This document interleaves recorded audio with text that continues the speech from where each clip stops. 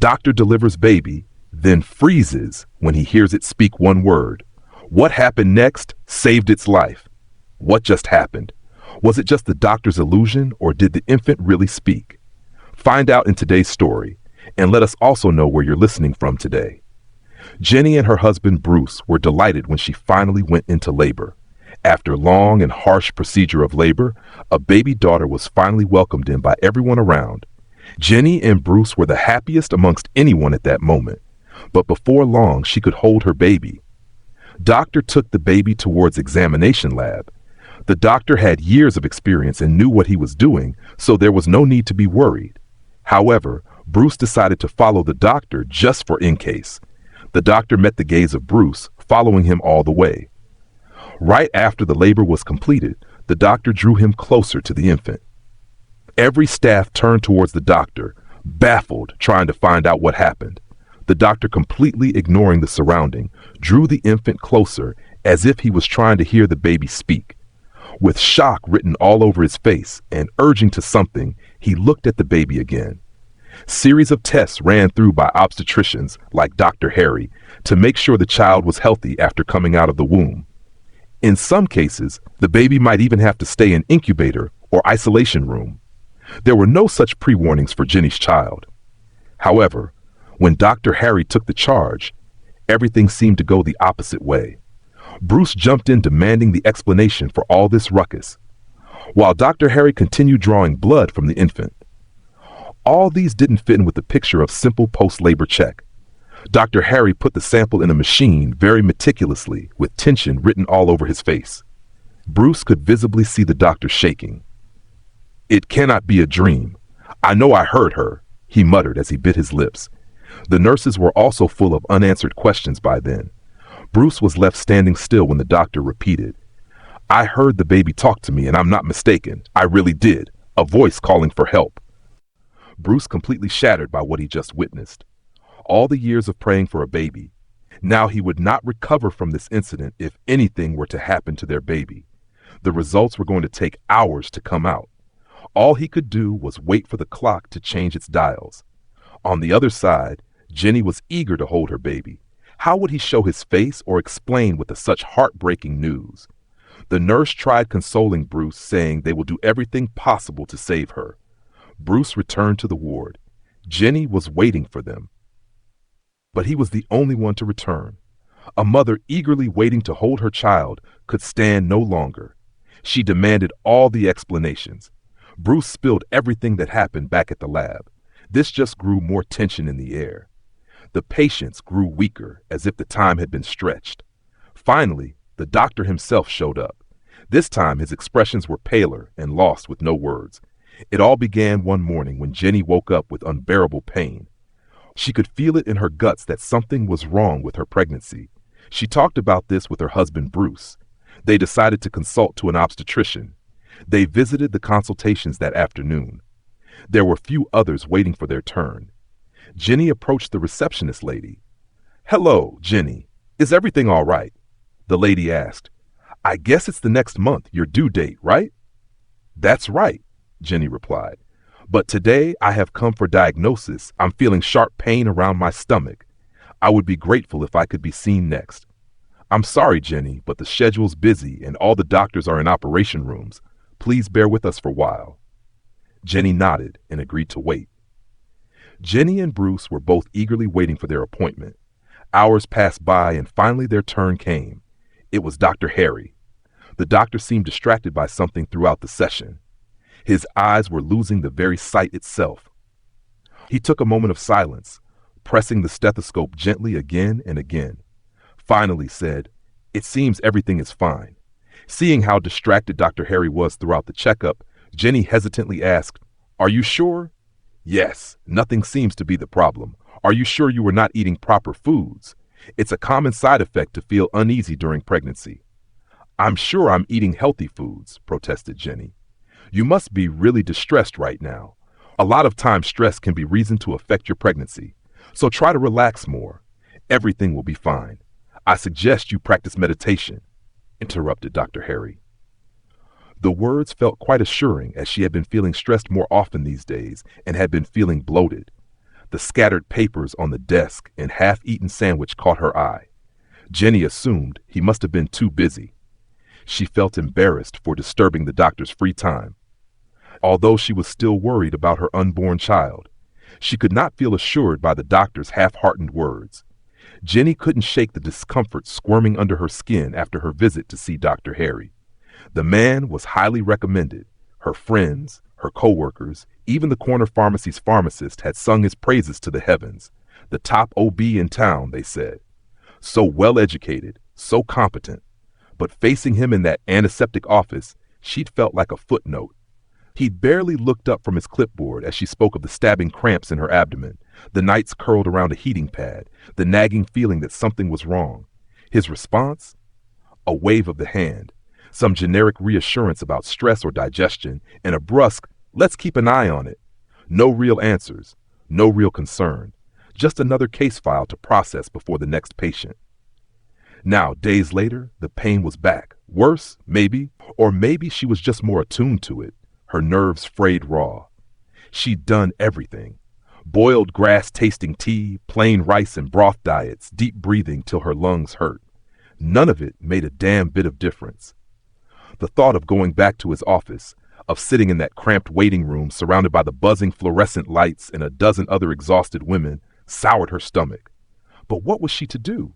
She knocked a fist against her side and breathed deeply. God, what if he sends me away again? The pain simply couldn't be tolerated. She there called up the clinic. Dr. Harry brushed her off with a doctor's note of painkiller and same typical advice. Don't worry, and everything will be fine. Jenny clasped the receiver, her own throat tightening. Was it truly all in her mind? The words of Dr. Harry still echoing within her. Stress, sensitivity, just relax. As if she hadn't already. As if the pain was not. Blinding pressure developed behind her eyes, and she blinked fiercely, not wishing to cry over this. That night, Bruce listened, actually listened, as she unloaded her frustration. He wasn't a doctor, but his fingers were soothing as he rubbed her back, his voice kinder than any clinical dismissal. Maybe we get a second opinion, he suggested. But meanwhile, he dug through the medicine cabinet, shaking out an aspirin, just to take the edge off. It lasted for a couple of days. The pain became numb. She almost let herself believe that everything would be okay.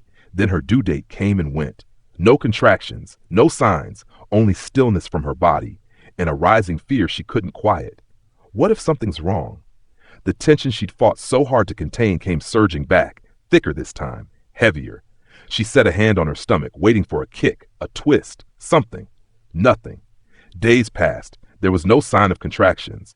Jenny tried every trick to induce the labor. Sometimes Bruce would join in to assist. Due to God's grace, the effort's worth it. She finally felt her first contraction. Bruce and Jenny rushed into their car. Time was ticking away. Every red light felt like giant rocks on the road. The moment lights turned green, he would push that gas pedal. Finally at the hospital, she was admitted as soon as they stepped inside the building. Jenny on stretcher with Bruce walking behind her holding her hand to maternity ward. The nurses moved smoothly around Jenny, adjusting monitors and IVs with a practiced ease. Their voices were soft, reassuring, until the room tipped. Someone was standing at the foot of the bed. Dr. Harry. Jenny, lost in the agony of contractions, barely noticed, but Bruce did. His stomach clenched. This guy? Now? Weeks of disregarded concerns, weeks of Jenny swallowing terror because the expert couldn't be troubled to look up from his blasted clipboard. Now he had their lives in his hands. Bruce tightened his fists, then forced himself to relax them. He caught the head nurse's arm as she passed. Is there, he kept his tone even, any possibility anyone else can do it? The words soured in his mouth. Not the moment to cause trouble, but the vision of Jenny's depleted face after every unsuccessful appointment seared in his chest. Not him. Anyone but him. The nurse met Bruce's gaze. I know, but he's the best. His jaw clenched. Not the fight to pick now, not with Jenny's breaths ragged, her fingers crushing his. He swallowed his anger and held on, as if he could pour his strength into her. Then something changed. Dr. Harry wasn't the same man here. No impatience, no indifference. Just calm, steady guidance. You're doing perfect. Even Bruce couldn't fault him. But none of that dulled Jenny's pain. Every push tore through her. Voices blurred. Almost there, one more, until a cry. Sharp, alive, and then empty, spent, shaking with relief. Somewhere beyond the haze, Bruce was laughing, crying, pressing his forehead to hers. Dr. Harry was saying something about healthy, perfect. But all Jenny could do was close her eyes and let the world fade back in, one breath at a time. Jenny's exhausted body melted into the hospital bed as she cradled her son for the first time. His warm weight against her chest flooded her with a love so fierce it hurt. But before she could memorize every wrinkle of her tiny face, gentle hands lifted him away. She didn't protest. Every muscle in her body hummed with fatigue, her eyelids leaden with the weight of her ordeal. Across the room, Bruce's protective instincts flared as the nurse carried their newborn toward the examination area. He moved without thinking, his voice cracking with urgency. "Please, let me come with him." When the nurse shook her head, Bruce's hands trembled at his sides.